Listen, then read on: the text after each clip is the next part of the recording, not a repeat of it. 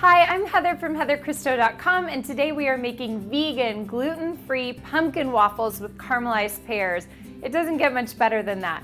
For us in this family, this is the ultimate weekend breakfast, and it's perfect for all of these cozy fall Saturday and Sunday mornings, and sometimes I'll even make these holiday mornings because they're so easy.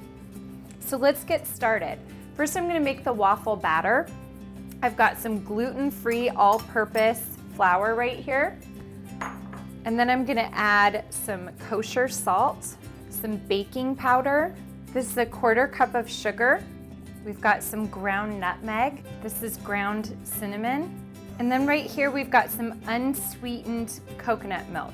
And this is just the kind that comes in a carton in the refrigerator section. And some apple cider vinegar, which I'm going to add to the coconut milk.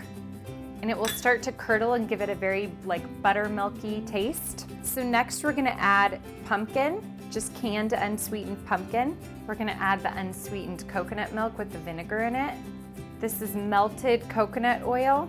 And then the secret ingredient, which is gluten-free beer.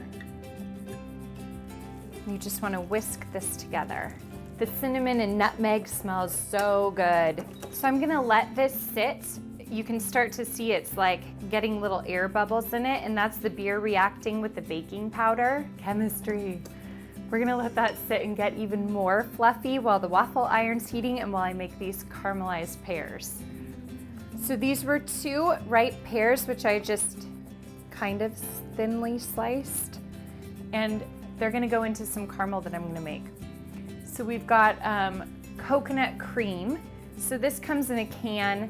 It's all like the thick white stuff that would usually be at the top of a can of coconut milk, but they sell entire cans full, so you don't have to go scraping for that off a couple different cans. I'm gonna add a cup of this unsweetened coconut cream to a heavy pan.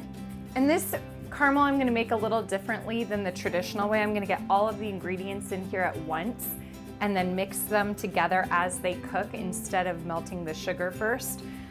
This is brown sugar. I'm adding kosher salt and then add some vanilla.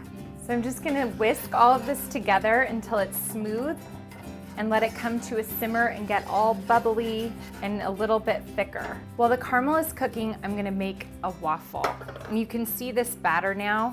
Do you see how the texture's changed? It's so fluffy. This is hot. I'm gonna give it a quick spray with some coconut oil, and then I'm gonna spoon some waffle batter. I think that's it. We'll see.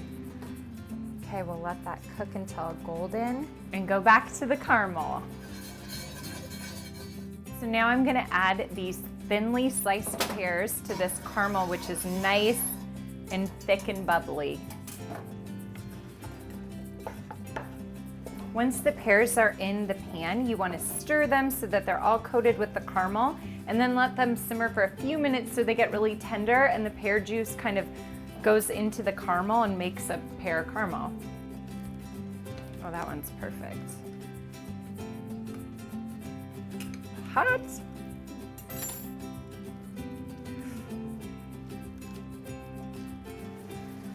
Okay, this is simmering. The pears are soft. The caramel looks incredible. It's all infused with the pear juice. And this is enough topping for at least 4 waffles, probably 6. Well, it depends how much. I'm kind of a piggy, so 2.